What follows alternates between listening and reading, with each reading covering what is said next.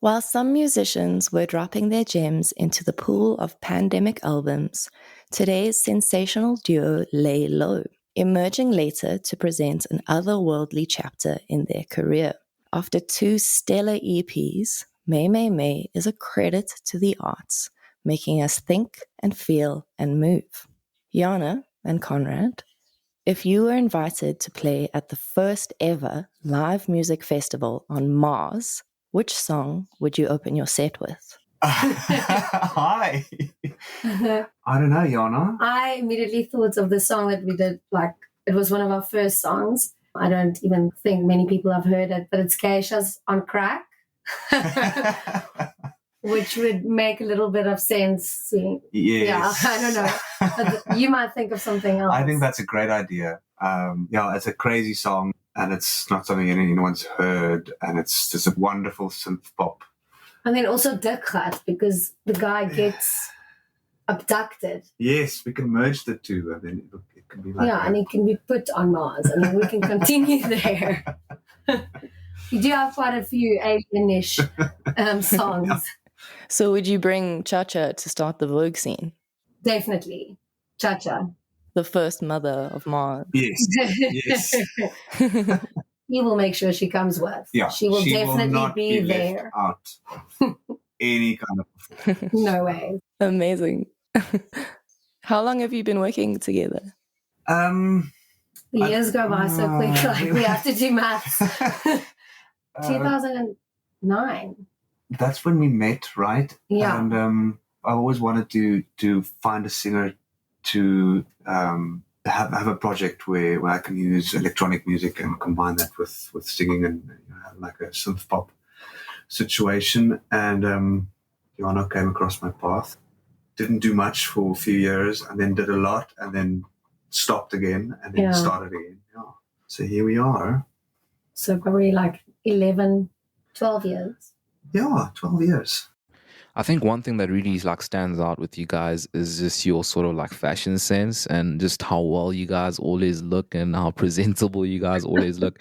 How much? Oh, thank you. That's so good to hear. No, it's all good. How much thought actually goes into your guys' outfits? I feel like you guys put just as much effort in the outfits as you do in the music as well.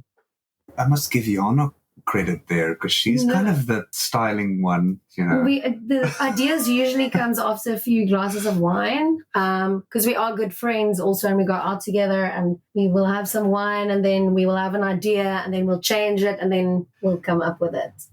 And yes, and also the guy or the woman or Cha-Cha is one of our good friends, and he also helps with some of the ideas. He's got quite a wardrobe, so some of the outfits did come out of his wardrobe. Yeah, he's quite a great help with these things. He lives next door to Jana in the same It's building. Problematic. And he just arrives with a glass of bottle Rosé, of wine, and then half of his cupboard, and then, and high heels. Yeah, and then things happen. We try to remember what we spoke about the night before when we wake up the next day. And then some of the ideas work. Yeah. So now, with what you just said there, Jana, and that obviously there are some ideas that come up. You mentioned Cha-Cha as well, some bottle of wines, being included in there. So is this something that sort of changes as well? Maybe depending on the release, is this do you guys sort of change the way that you guys maybe look for, or in line with the releases, or is it just in general? We definitely try to change, but also we want to keep the same feel to it so that it's not completely different. We like the drag-ish vibe. And also a little bit retro. It's always going to be slightly retro-ish. Yes. So we do want to have something cohesive, but also different, if that makes sense. No, it definitely does make sense. I think this is just a comment before I pass on to Meagan. If you guys could just give me some tips, because I feel like you guys are you pull it off so well, and my fashion sense is terrible. So tips after this interview, please. Do you conceptualize the sound and visual together, or does one come first? I would say the song comes first, And that's Conrad. we take quite a long time to or I do. It takes forever for me.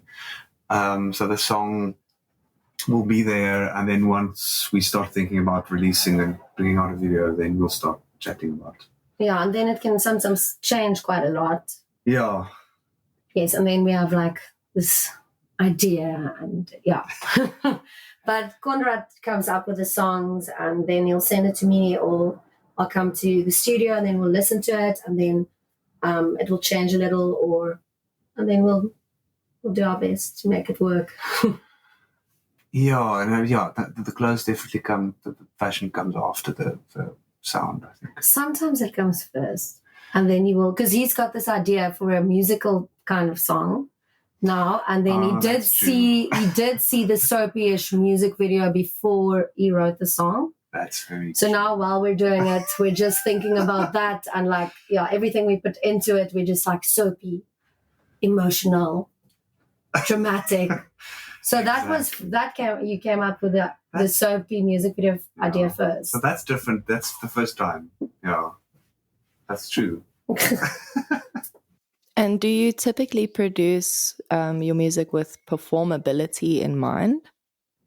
That's something we don't really do, and then we kind of struggle with the performing bit sometimes because it's all studio orientated, and we don't really think about how this will be to perform. And then when we need to perform it, we need to kind of work stuff out and work around things. So that's we don't, and we should actually, I think. Now, you guys also mentioned, having met a very long time ago, and you guys started making music back then. Would you guys say there are any sort of changes that you've noticed in the way that you make music? Maybe if you're comparing back then to, 2022. Definitely. Mm-hmm. We do sometimes listen to the things we did record in the beginning, and sometimes we really like it, and we're like, oh my word, we should redo this. And sometimes we're like, what the hell did we do here? So it definitely changed, and we try to keep up with what's going on in the world, and like the sounds that we like, and the new sounds and stuff. Yeah, and in terms of how we work, I think it's in the beginning it was a lot more one track mind from my side. I think I was very kind of, no, this is how it should be, da da da da da. And I think over time, I think it became more democratic, and we're more a team now than we used to be. Because I come from the classical music, kind of classically trained kind of side, and it's very. And I study drama, so it's complete opposite. So we that kind of clashed in the beginning a lot, and I think now that's kind of we're merging a lot more now, which is great. Yeah, because we know each other really well. Yeah. And besides your guys' creative process, like having, obviously developed, and it's gotten a lot better over the years as well. I mean, your surroundings, when it comes to the actual now South African music scene, is this something that you feel is a lot more profitable now than it was back then? Or would you say it was a lot better back then than it is now? Was there like a lot more support back then? Is there less support now? What are those dynamics? That's interesting because I've just spoken to Jana just before this podcast about there's a new Afrikaans music in Durban, first one that will happen end of the year, and I've been kind of definitely going to attend, and we're going to try and get our foot in the door there. But just looking back at the last 15 years of the industry, there used to be a music channel called MK there was on DSTV, and the support that lent to a whole range of artists back then when they started, and that died down. That's not there anymore, and I think there's a big problem with smaller, more underground. The big like Afrikaans bands that they perform a lot, and you just see them, but I feel like there's not really so much opportunities for smaller bands and more electronic. I think they do their one thing that works for them, and then they just do the same thing, and people like it, and they get all of the so there's a especially young. I don't see a lot of young Afrikaans interesting alternative artists coming up, and that's a big. Because I think they don't get the support. If you do the typical Afrikaans music. Yeah. And Yeah. it sounds the same. Not all of them. And I do like some of it. It's just that, you have to go it feels like you have to go that way to make it in South Africa. I feel like there's not really a big platform for smaller electronic indie bands. Yeah, and it's just it's very difficult for up and coming people to just get exposure. We think of ourselves as up and coming. We're not beginners anymore, but we're still kind of, we don't have a huge audience. And how do you tap into that bigger audience with this kind of stuff that we do is always a challenge. I've got a tiny observation pertaining what you guys just spoke about, but I'll keep a mental note and round back to it after Meags' question. Okay. Go ahead, fam. I'm interested. Okay, so with what you guys were saying about Afrikaans music and there not being, maybe as much support as it should be, even for like upcoming artists and such, this is something that I sometimes bring up in the podcast as well. But in my brief stint at Musica a couple of years back, working there, the highest selling sort of music was actually Afrikaans music. It was always number one on the charts. People bought Afrikaans music like it was nothing. It outdid house music. It outdid every other genre. Do you guys reckon that the death, or let's call it the death, would you guys say maybe the death of like CDs and stuff and actual like physical copies in a way, or rather its decline as opposed to death, has had sort of like a negative effect or has had some sort of negative impact on Afrikaans music, being commercial in a way? I think that there's definitely it's definitely difficult for smaller artists to make money at when you have a gig and you can sell CDs. It was kind of a nice way to get a bit of income going. Where now, streaming is obviously not something that brings in any money, or not a lot. And you have to be really good on social media, which we are not. I feel that's where some of the younger artists, they are quite well at that. Yeah, I think I miss having like a hard, and that's why with our new album, we're definitely we're gonna bring out CDs, we're gonna have hard copies, we're gonna bring out vinyl. But do you think people still have CD players? I don't care. I want a lot of like hard copy stuff just to have something to like sell on, Yeah. And with a nice little booklet and something quite artistic. Well, the younger kids do really like the 90s, so maybe we should we can go like tap into that. Yeah, we can be all retro and bring out CDs. But and the charts, Afrikaans don't dominate on the charts anymore because CD sales, CD was, it was quite an expensive thing. It was like almost 100, 100 rand and more for a CD. So I wonder how the charts look now. I don't know. Something to really think about. Yeah, I also wonder how they're looking now. So what do you think Afrikaans musicians and music lovers and platforms like Sludge Underground can do to sort of create a more active culture around Afrikaans music and listening and taking part in like the gig scene or a streaming culture kind of thing? What can we move forward with to make that better? Well, I think what you're doing now is really it's fantastic. I mean, just continue with what you're doing now.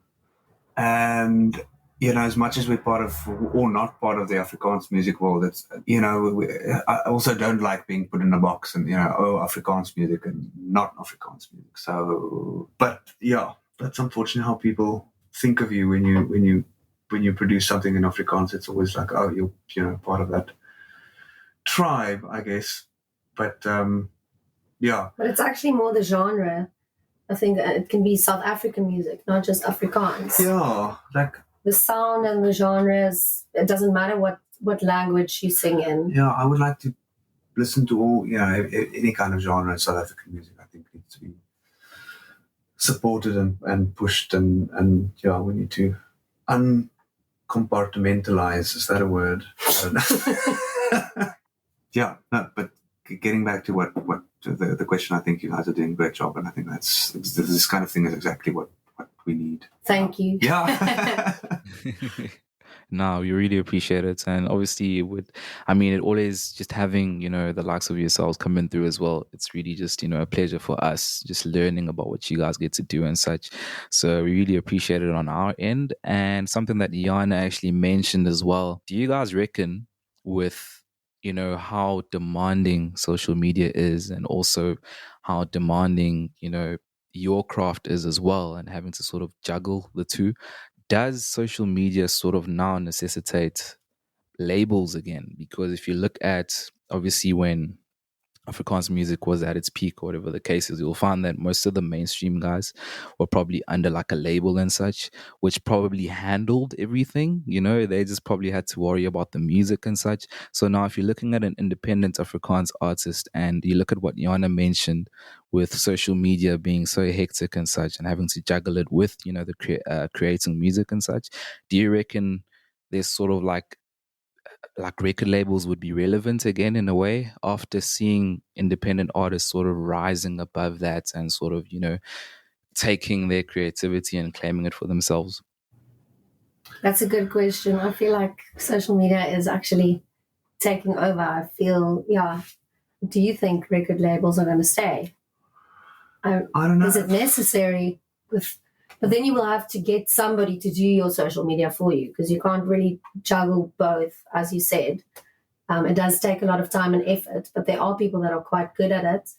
I think they're gonna stay, because especially if you're an up and coming artist, they can cover a lot of overheads, a lot of money. They can put in a bit of money into things that when you're a beginner artist, that you can't put any money in. So so they can spend a bit more here, a little bit there, help you with all sorts of things. I think there's focus has maybe changed a bit, but I think there's definitely space for record labels. I'm thinking now of what's the guy called? Synth-Peter is his name, who started off very independent and got signed by Select Music, was kind of the big Afrikaans that's now with Sony, I think. And since he signed, his career just tripled. It was like it just became huge. So looking at you guys as my, like, because it is quite tricky if you look at the fact that there's obviously pros and cons to everything. You'll find that if you maybe signed to a label, a con could be maybe that you don't have as much creative freedom. Maybe you work within a certain structure and analytics and all that there. But at the same time, it's sort of like you also maybe get a marketing budget, and next thing your stuff is getting, pushed out on a regular basis, and the social media is looking, good and all that there. Would this be something that you guys would ever be willing to compromise on in terms of maybe getting some of that marketing, going well in exchange for maybe some of the cons that would come with something like a label? Or are you guys comfortable with the arrangement that you have now, sort of having that creative freedom and also having to juggle that with the social media and such? I'm kind of I don't think it depends on. I'm happy with how it's going now. We're comfortable with this. We both have other jobs, so it's also difficult to make time. Luckily, we live close to each other, but I'm a full-time drama teacher, and Connie is a music teacher and Pilates instructor. So we do other stuff. So it's not like we're doing this full time. And I'm Synth-Peter is a good example. The life that you lead as a full-time musician, I don't know. I can't get myself to. I always feel sorry for them sometimes, because it's relentless, especially when you're signed and you have to do all these gigs to get money in. I think it's, one after the other, traveling, have to keep up with all these things, because if you sign to a label, you have to produce. And only do that. So we wouldn't like that pressure, I think. It was the dream, but I think we compromise and we're happy as it is. Yeah. We would love to perform actually a little bit more. Yeah, we are working on that, because when we perform, we really enjoy it, and I think we do it quite well. But just to make time for that, we have to do some planning. Yeah. and some rehearsing. Yes. I totally get what you guys are saying. It really makes sense in that it's sort of more, you guys are making music more for the enjoyment. And it's just nice to not have all that pressure on you that comes with like mainstream and labels and such. So you guys are making complete sense. And it's nice that you have that balance as well between, you know, stimulating that creative sort of side and also at the same time balancing it balancing it out with, you know, your day jobs and what you guys are doing. I feel like you guys are on something really awesome there. Just a comment before passing on to Meagan. Thanks. Thank you. You mentioned performing. What was it like to perform with Lee and Darkroom Contemporary at the Raptor Room? Oh, sure. That was wonderful because at first the space that we were in is a place called the Raptor Room that's now not there anymore. We actually spoke about it today, how we missed it. Yeah, and I thought it was such a nice venue, and it was so much fun with Lee. It was amazing. Yeah, and everybody enjoyed it. He just came up with all these things, and it helped take the attention off us, which we don't love. And yeah, it wasn't such a successful recording in the end. It didn't sound as good as we would have liked because there was all sorts of technical issues and things going on. And I was completely stressed about that if I think back. But it was a really fun product, and I love doing this kind of thing. The person that the sound was a little bit under the weather. Yeah, I can't remember what the story was there, but it just didn't. You know, sometimes sound didn't work out, and it was But the actual show was nice. It was a really fun event. And Lee is wonderful. You can he's such a professional. We almost feel a bit guilty when he's so he just comes with he's just there and he gives everything all the time. I would love to work with him again. What do you think is special about the Raptor Room that made it such like a quality experience for a musician? It just gave us space to people that didn't really get them. It's a space for the other, I should say. Yeah, for people that are not the mainstream. And it's a great space. It's like not too big. It's cozy. Yeah. And it's close to. It's in a good area, so it's close to where all of us. And also LGBT supporting and getting a bit more of a platform to kind of the first space in Cape Town that really pushed that. It was great. So we miss them. Yeah. I want to round it off to the most basic question here in sort of getting to know you guys. May, as we covered initially, where does that come from? What does that mean? We had a song with the same name.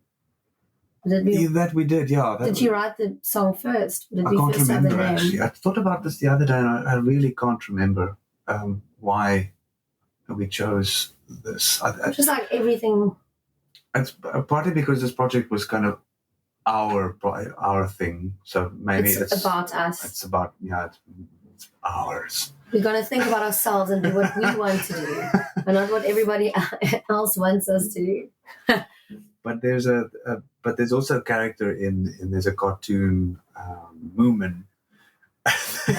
That's this crazy Finnish cartoon that had an anime remake in the 80s that I watched as a kid, and there was this crazy character called Mymymy. Yeah.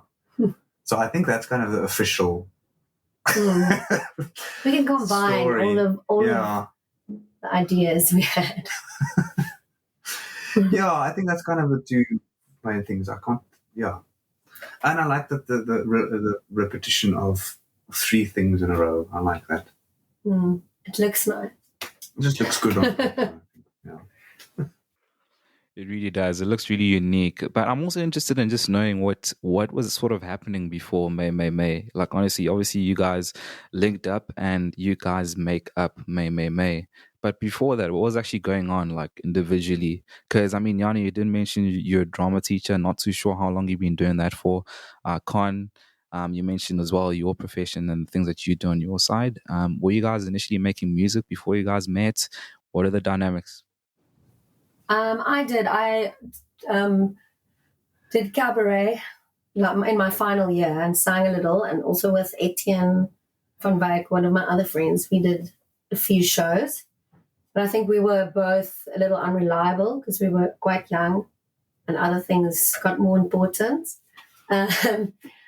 Yeah, so that's what I did. And I did a little bit of shows and a little bit of acting, but I did start teaching before we got together, me and Connie. Yeah, you were already teaching. Yes, I was already teaching, not this much, just like part-time, but I did already do that. And that's what I did. Yeah, I'm a violin teacher. So I've been doing that since forever, since I've finished studying, and I've we're not going to give away our age. Yeah. So yeah, I was teaching a lot before we started our project, and Mymymy is kind of an outlet for our creative side, I think. But you were also always into like musical theatre, and I love musical theatre. I'm a bit of a musical theatre geek. Yeah, geek. But then also I like the whole synth-pop kind of electro clash 80s vibe. Always into that. So this is a good combination of all of that. Yana, you mentioned that Con also does, please forgive me if I butcher this pronunciation. I think it's Pilates. Does that actually help when it comes to like performances and such at all? Because I know it's like some sort of physical activity, right? Yeah, Pilates is like a form of exercise, and it's breathing and exercise, and it's all about posture. It does help. It does help with performance, yeah. In violin, definitely, with violin playing, it's all about posture, etc. But yeah, it does definitely help. But it's something that's we should combine it more. We should do that as an exercise before we record. Yeah, it's just so different. I mean, it's just something so different from music. It's a complete different world, and But it makes you comfortable in your body, so to performance and everything. Exactly, and also singing from the diaphragm. Yeah, using your pelvic floor when you breathe. Yes, I will always have to keep that in mind. Which Pilates move would I have to master in order to call myself a Pilates pro? Oh my goodness, I would guess. I would think if you can do a teaser well, then I think that's kind of it's like something that I think is quite difficult to do. How do you do a teaser, Connie? It's when you're on your sitting bone and your legs and your arms are in the air, and you look like a V from the side, and you're just on your sitting bone and you're balancing. Is this similar to yoga? It is a little bit, yeah. It's a little bit, but it's better. Well, I won't say that in public. No, but yeah, it's more to do with control. It was originally called contrology, so it's more about controlled movement, and it's good for rehab. So when you've got some kind of, I deal with clients that have a lot of injuries and so on. So I do lots of rehab. You mentioned teaching. So have your students heard your music? And if they have, what do they think? It's not really something that I share with them a lot. But Yana does. We have used some of my students in the one music video. So I've played some of our songs to them and music videos, but obviously not the one where I swear. I can hear the cut. But some of them have seen it because we are friends also with some of the parents of the kids. So, but then I'll be just like, no, but it's not your vrouw. It's somebody else. And they actually liked it. I think they were surprised that I also do that. But And I think some of them have a little bit more respect for me now that I'm also a little bit in the industry, and I'm teaching them. So yes, some of them. I'm in the process of, because I've got a studio now, a home studio that's rather well equipped and soundproofed, etc. So we were just recording there earlier today, and I'm thinking of getting some of my students, because they're so talented, these boys, and because I teach at an all-boys school, and so talented, some of them, and I want to kind of give them opportunity to do something. So I'm going to start recording some of them and getting them some of their stuff out there, giving them a bit of a platform, producing like a track together or something. I think that'll be a nice project. That's a good idea. Yeah. Oh, look. Imagine how wonderful when you're 16, 17 and you can have like a track, professional track. Because you only learn later in your life how it actually works. I wish we knew before, after university, because we didn't even do it there. So it's actually a good opportunity for them, and then they can see how it works. Yeah. I'm actually glad that Meagan brought that up as well, because it also came up during our chat with Tamagotchi Jesus and Venus Vulani, where they were just explaining that they've got like different monikers and such, and they were just saying that it sort of makes it easier for them to sort of express, what it is that they want to express, when they're under the moniker or a different name and such, as opposed to them, being their everyday selves, teaching and all that there. So with Con and Yana, are there sort of like two different versions? Would you say that Con and Yana, or the Mymymy Con and Yana, are sort of different to Yana and Con, in their sort of, professional capacity and whatever it is that they do on the side, or as their profession? Or is it all the same? No, definitely not all the same. There are some of Con and Yana in Mymymy, and the other way around. I feel like there's a balance, because there should be. I think we're a little bit crazy as Mymymy. It's more for the adult. Like Mymymy is definitely very underground and a bit more. And obviously, in front of kids, you can't completely be that. Yeah, so definitely more of a conceptual art project than it is just a music project, right? Because we really take a lot of time to think about how we're going to do things differently. And what we want to say and what the song should be about. So it's sometimes more about the concept and the idea behind it than the music itself. And a little bit more edgy, so it kind of it's that part of ourselves that we want to push with Mymymy that we don't get to do when we're in a teaching space. Where in a teaching space, it's not about you at all. It's if you're bringing other people's talent to the forefront and nurturing other people. where with Mymymy, it's kind of the reverse, kind of pushing ourselves a little bit. So that's the main difference for me, I think. I agree. That was a really good answer. Yay.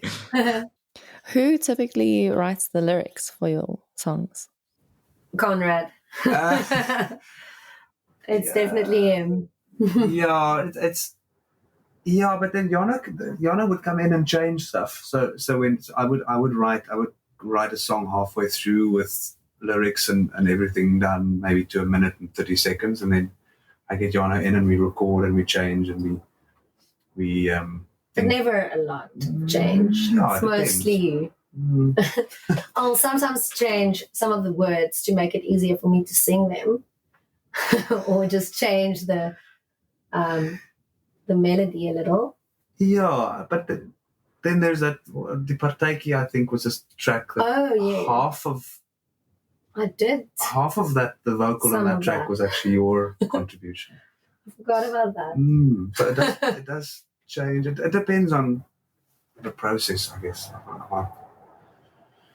But it's nice having, it's nice working in a team, because I would hate to be on my own with these things, because you get so in your head and so obsessed with small little details. It's nice. And it's nice to be two.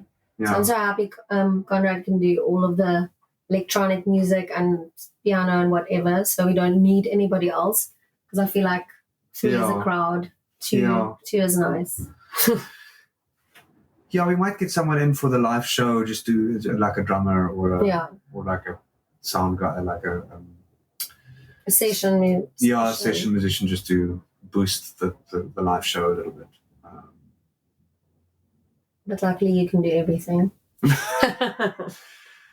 No, that's what I wanted for the live show. Yeah, I need less stress. I need to not do much. I need to just be on stage press buttons and just make sure that I do my little thing and someone else press the right buttons. Yeah, exactly. I'm actually glad that you guys answered that, because I was about to ask like if you guys would ever, add someone else to the band. But even in that sort of situation where, Con, you just said, it's a matter of, getting like a session musician or someone to come through and just beef up the live performances a bit. How do you sort of work around that? Is it like do you give a person like notice, like a month's notice or something, in order for them to come through and practice the songs that you guys are going to be playing? Do you guys look for someone like specific? What's sort of the criteria when it comes to getting another person to come through and play a live gig with you? Yeah, our setup is pretty interesting for me, at least, because it's electronic music, so you're working with a Ableton Live, kind of triggering stuff from there, which is always my biggest issue. Because especially now with load shedding. Yeah, and then there's a chord that falls out, or there's something that doesn't work, and there's something that it's all a bit too techy for me, and stressful. So I'm that someone else needs to come and do. So yeah, we'll find someone. I've got someone in mind that I know that works in this space and can work with that kind of thing. He's also a sound engineer, so someone that has the kind of technical background to just do all of those tech stuff behind the scenes, so we can just focus on, because it's a lot to think stuff. About when you perform. It's fine when you record, obviously, but I mean, I don't want us to perform with it like a DJ setup, like a DJ and voice. No, I find that's and I can't do all these new hardware stuff where you have a drum machine and a synth and a this and a this, and everything is linked through a sequencer, and it's just crazy, and that's too many things can go wrong, and I'll just mess it up. So no. So yeah, it's difficult getting someone that can do all of that. I think for your type of outfit and duos or electronic acts like you, we're going to get to a stage where the sound engineer is another member of the band, pretty much, because there's just so much going on. Yeah, definitely. Yeah. As a duo, what do you guys do when you disagree? Like, is there a way to break a tie or something? We've only had like one fight or two, and then we laugh about it afterwards, because we couldn't believe it, actually. So I think both of us were stressed. And then, so what we do, we laugh about it, and then we talk about it, and we're like, wow, we were really stupid right now. And it's so embarrassing, and then we're fine. Because we're both very conflict-avoiding personalities. Yeah. And it works for us. Well, with some people, like in my family and my boyfriend, it seems like I like conflict. But not with you. So I'm sure. I mean, I'm sure there's behind the scenes a little bit of Conrad wants me to do this now again. Oh goodness. But it's not. We never kind of, we're very chilled in that sense. Yeah, it hasn't happened at all. It was a very dramatic fight. It was a dramatic fight. We did scream at each other. We had a which was shouting weird. match. Yes, Yeah. And then both of our boyfriends heard it, and they were, because we're really good friends also. We went on holiday together and everything. So then our boyfriend said that was the most ridiculous thing they've heard, because it was voice notes. We had a voice note fight. Voice note fight. And we felt really stupid afterwards. So, and then we laughed about it. So that's what we did. what was it about? Can you remember? It was about where we're going to shoot the music video, because it was during COVID and we were gonna shoot it at our school's hall. It was difficult. It was difficult to do it because they were like, people from the outside can't go in because COVID. And yes, it was just. I think we were just both stressed and we had a bad day. Yeah, it wasn't really about what we thought about. And I get anxious around organizing and planning, and I just don't plan. So that's a problem. Because I'm very forgetful, and so I'm always anxious around planning stuff. And I'm just forgetful and not planning. Oh my goodness!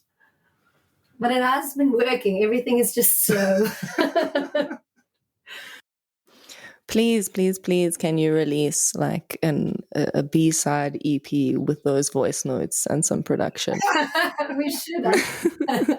Do we still have them? I just thought about it. I don't know. I'm gonna look now after this. But I'm too embarrassed to listen to it. I feel like we should have some wine and then we can listen to it. This is very incredible, guys. It's really sweet, how, there's different, you can be very positive, but at the same time, you guys can disagree. But at the end of the day, you guys are still on the same page. So it feels it just enhances the whole experience when it comes to you guys being a duo. So shout out to you guys for that there. When it comes to Afrikaans, like some of the younger Afrikaans guys that are out right now, I think of the likes of like Kondras, I think of a couple of the guys that we've had on the show as well. Bloemwood is one of them as well.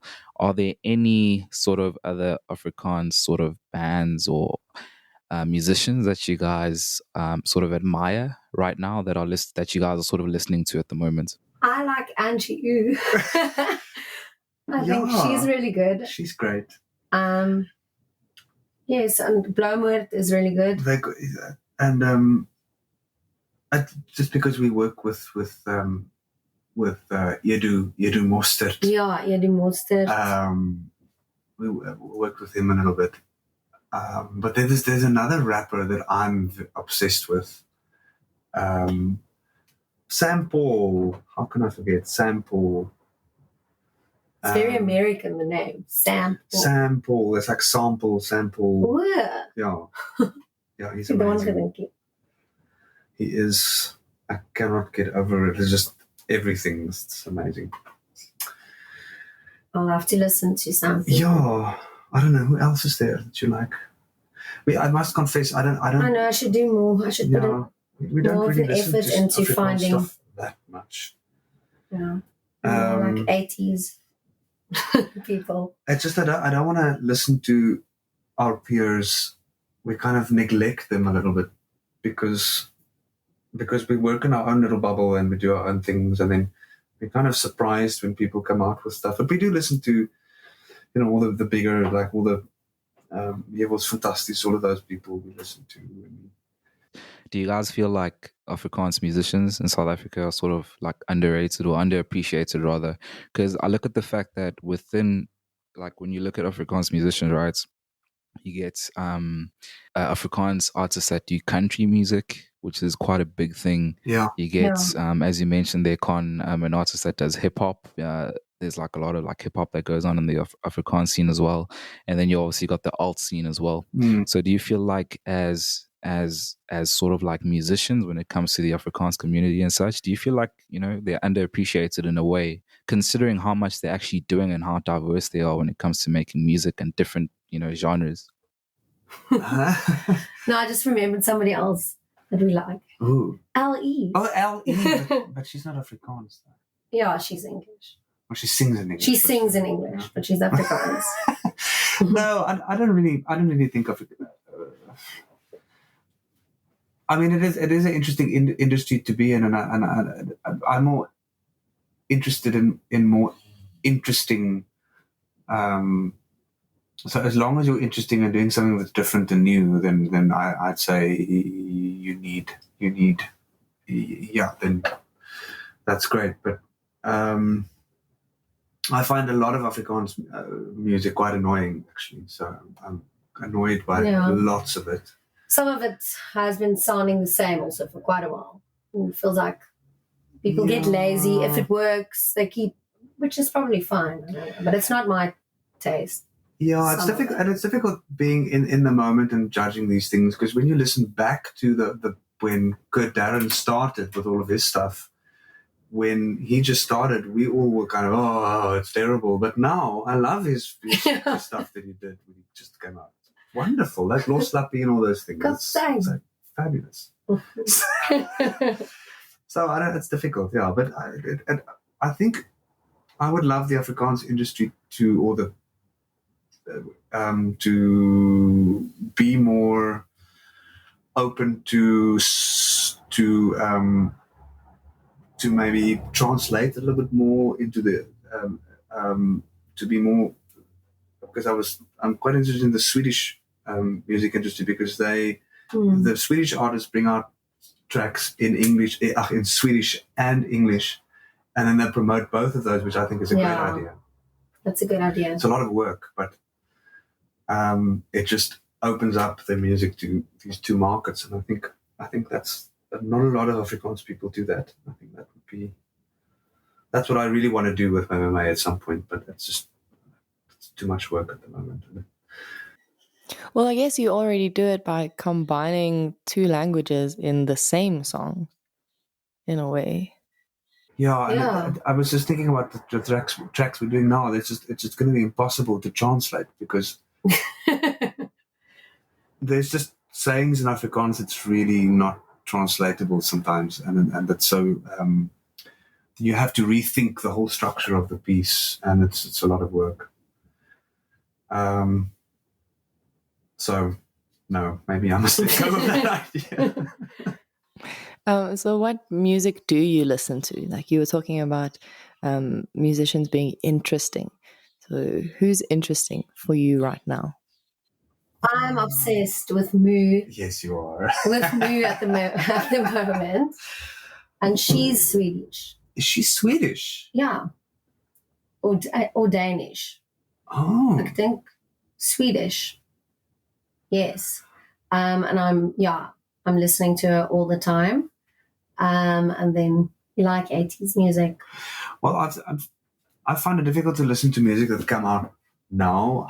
I need a bit of time. I need to have a year or two. So I always reach back. And so at the moment I'm listening, I'm going through a whole Felix the Housecat craze, which is electro clash, kind of early 2000s electro stuff.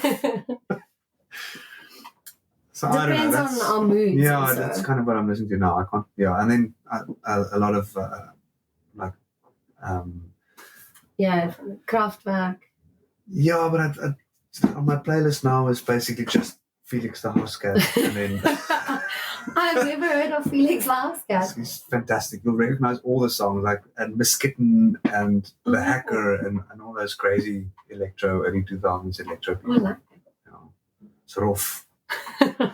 Something quick off of what Meagan just said about you guys sort of doing what Con was saying in terms of Swedish artists creating an English version of a song and a Swedish version of a song. And then Meagan said, you guys are sort of doing that by having both English and Afrikaans on a song, right? So what has the result of that been for you guys? Has it been mixed results? Has it been, really good? Has it been positive? Because the reason I ask this is because just previously we've had a couple of artists who have come on who say, for example, a guy does hip hop, and within the music that he makes he'll have both English and Zulu in there. And there's been people that have mentioned that, okay, well, the issue with that is you'll get someone who listens to just music that is just purely English, and then next thing the person switches it up to Zulu, and then next thing they're lost, and vice versa. So what is the result of you guys mixing both English and Afrikaans, say in a single song? What are the results of that? Like, how have the results been?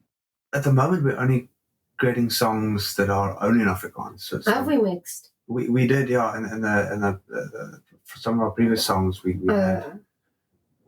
had both languages, and some songs were in English. And but I think we should mix more. Yeah, I think I wanted to for these new songs. I wanted to work specifically in Afrikaans for maybe 2 or 3 songs, but that's not like that anymore. So we can, or for this album at least, try and just bring out a only Afrikaans album. Or that was kind of the just from a marketing perspective to kind of do because we were kind of the bilingual, we were kind of marketed as bilingual before, and I don't know if people kind of caught on with that, but then I think we kind of decided, or in my head, I decided, I don't know, and I decided, but in our head, we decided that, I just wanted to write in Afrikaans more. I just kind of get that out. But the reaction to those things were, I don't know, it was mixed. It wasn't really neither here nor there. And that's why we're kind of experimenting with whether Afrikaans, just doing pure Afrikaans tracks are not better for marketing purposes. You know, let's go for the whole Afrikaans thing, because there's a whole Afrikaans music world, and let's just try and do that first, and then maybe branch out a little bit again. Yeah, so it's difficult. I don't really know what to do. It's all an experiment at this point. But I would really love to do English and Afrikaans, because I think there's a lot to say because we work in English a lot. It's not like our lives are completely Afrikaans. No one's lives are completely, it's very mixed. So I'm very Afrikaans. Yeah, that's true. This is really difficult for me, this English. Your English is really good, actually. I would never have thought that you just hardcore Stop it. That's true. You work at I've got lots of English friends, and they always laugh at my Afrikaans accent. But I mean, our world is very bilingual. I mean, you go to the shops and then you speak English. You don't speak African. I mean, Cape Town is very mainly English a lot of the time, so it's very mixed, which is great. I like it. I like a mix of things. One thing I've been wondering in going through your catalog, I've been seeing certain connections between Ek en jy te gat, die partytjie, and vonkel. There seems to be a connection in a way. So what I'm wondering is, how did the response to Ek en jy te gat shape the sound of die partytjie?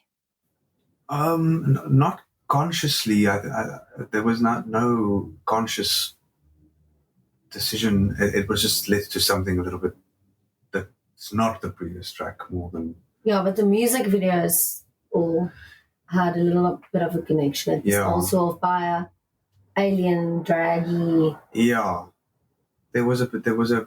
I guess it was just the world that we were in then. Yes, that is our 3 latest songs. Yeah, they all kind of live together in a headspace, I guess. But there was no conscious. It needs to follow on, and it's interesting that you say that, because for the upcoming album, those will be the first 3 tracks of the album. So, or maybe not the first 3, but it's nice that you can see the connection. I feel like that's what we wanted. I think that makes a lot of sense. But it did happen organically. We didn't really sit down and say, this needs to happen. Yeah. But there is a bit of a story linking us. Also, Hierdie is in the first music video, and he's in the second one. That's true. And then the last one is a little bit different, but it's also alien. or we don't really know. So good. That is interesting that you noticed that. Well, you keep mentioning this album. What can you tell us about it? Well, that it's due.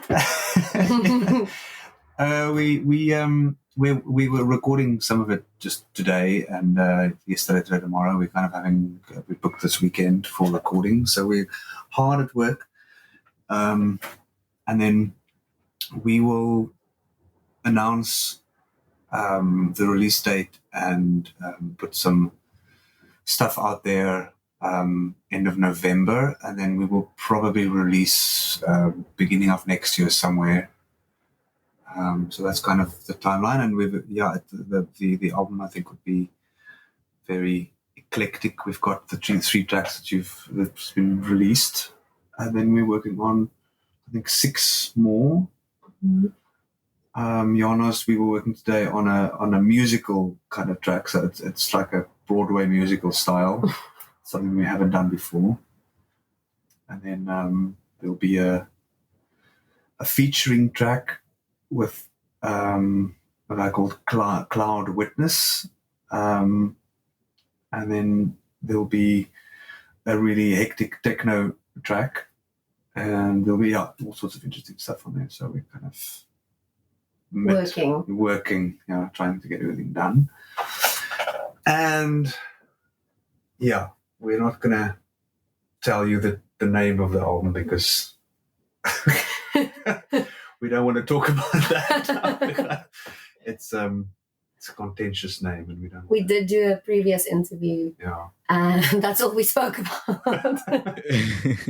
I don't know if you guys dropped any dates in terms of when it's going to be releasing, or if you guys have a release date, or if maybe I missed it. But how long, till it actually releases? Yeah, we will announce the release date by the end of November. We will make a whole thing of announcing the release date, and we'll release some documentary footage on the making of the album, and we'll release all of the stuff then. So, but the actual release date will be somewhere, hopefully in February, March next year. And then we'll do some shows. We're doing a little show, just a house show in October, and probably another one in December. And then we'll launch next year. We'll start performing, doing some proper performances again. So that's all exciting.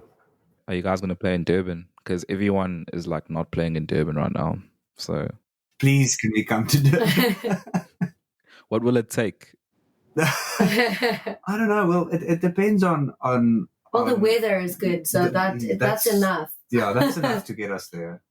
We're in the process of kind of organizing or getting someone to help us organize these shows, and it'll probably depend on our budget. But we would love to perform. We'll probably do a few shows here, and then do a tour to Pretoria, Johannesburg, and then hopefully Durban would be on that list.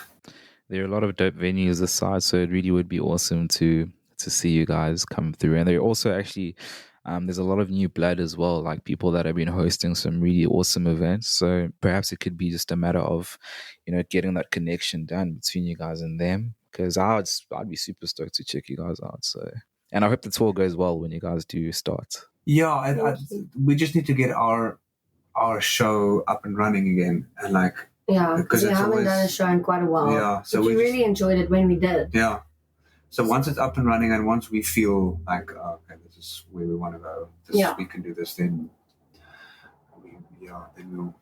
And I feel like we're at like the right space now. Yeah, I'm ready. You're ready. I'm ready. Nah, that is really cool, guys. I don't know, on my end, I feel like I've learned so much about you guys. But if Meagan, if you have any more, please continue. I'll see if I can add anything to it. It's on to you, fam. Same. This has been so cool. Thank you. Will we ever, considering that you have a background in theatre and Jana, you have a background in drama, will we ever get a Mymymy musical? That was the plan. Actually, that was. Oh my goodness! That would be Connie's dream. That's definitely something. We're definitely going to incorporate that into our show. So that's why we're struggling with what we're going to do exactly in the show. Yeah, because we do want to do a little bit of that. Because we're kind of straddling the two.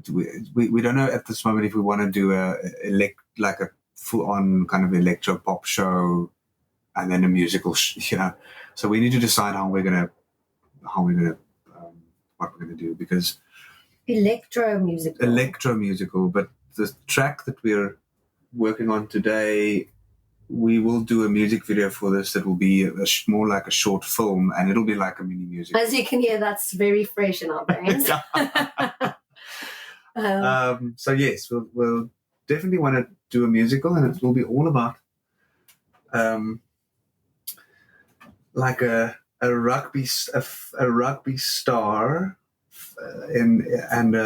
that's married to a faded singing star, and they kind of in their mid-30s and not that famous anymore, and it'll be about them and their issues.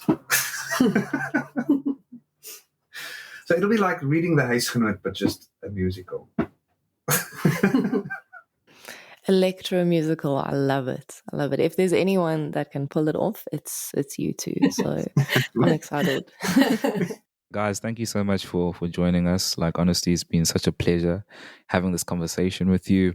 And it's been amazing, just, getting to learn about you guys and everything that you do. And just for the listener now, if they want to connect with you guys or want to get in touch or want to work with you, what are your social media handles for them? All the social media, we are under Mymymy Band.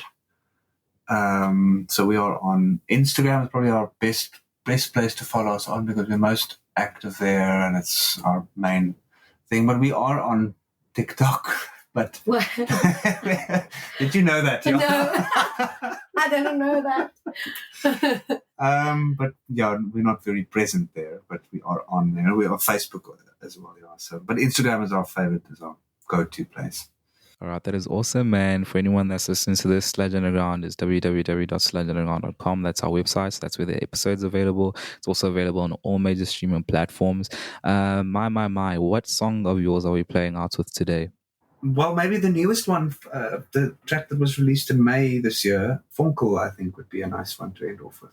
Yes. All right, that is awesome, guys. We're going to be closing out with Vonkel by Mymymy. Until next time, it's bye for now.